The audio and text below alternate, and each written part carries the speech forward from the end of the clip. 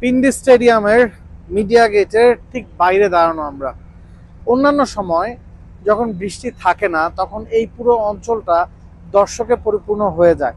আজকে সাংবাদিক ছাড়া মাঠে খুব বেশি দর্শক কিন্তু নাই। এর কারণ সবাই জানেন, খেলাটা সময় মতো শুরু হবে না, টসটাও সময় মতো হয়নি।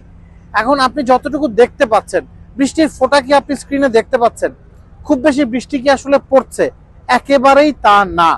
বৃষ্টি অনেকখানি থেমে গেছে এবং সকাল থেকে যখন বৃষ্টি হয়েছে সেটার পরিমাণও খুব বেশি মোটেও ছিল না। ফ্রাস্ট্রেটিং এ কারণেই যে অস্ট্রেলিয়া সাউথ আফ্রিকা ম্যাচটা যেদিন বাতিল হয়েছে বা গতকাল বাংলাদেশের ট্রেনিং যখন বাতিল হয়েছে, কখনোই মুষলধারে বৃষ্টি বলতে যেটা বোঝায় সেটা হয়নি। বৃষ্টির পরিমাণ একেবারে সামান্য, গুড়ি গুড়ি বৃষ্টি। তবে ফ্রাস্ট্রেটিং এ কারণেই যে বৃষ্টিটা কখনোই পুরোপুরি থেমে যাচ্ছে না। রমজানের বাজারের লিস্টে এসপি আছে তো? এ কারণেই আসলে টসটা হচ্ছে না। এ কারণেই দু দলের প্লেয়াররা মাঠে অপেক্ষা করছেন যে বৃষ্টি পুরোপুরি থেমে গেলে টস হবে, খেলা শুরু হবে।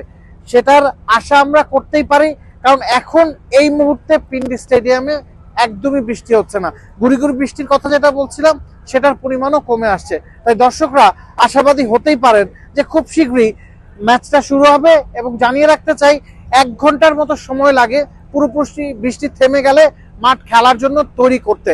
তো আমরা আশা করতেই পারি ঘন্টাখানেকের মধ্যেই হয়তো টসটা হয়ে যাবে এবং এরপর ম্যাচও আমরা দেখবো। এবং আরেকটা কথা জানিয়ে রাখতে চাই যে নির্ধারিত সময়ের 1 ঘন্টার মধ্যে যদি খেলা শুরু না হয় সেক্ষেত্রে ম্যাচের দৈর্ঘ্য কমে আসবে। প্রতি 4 মিনিট অন্তর অন্তর 1 ওভার করে কাটা যাবে। এটাই হচ্ছে পিন্ডি স্টেডিয়ামের সবশেষ আপডেট। আপনি আশাবাদী হতেই পারেন যে পিন্ডি স্টেডিয়ামে বাংলাদেশ পাকিস্তান ম্যাচটা খুব শীঘ্রই হয়তো শুরু হবে, কারণ বৃষ্টি থেমে গেছে। Nabil Kaiser, T sports, Rawalpindi, Pakistan. For more updates, subscribe to our YouTube channel and click on the bell icon. Follow us on Facebook and Instagram. Download T-Sports app to enjoy exciting games and highlights. Visit tsports.com.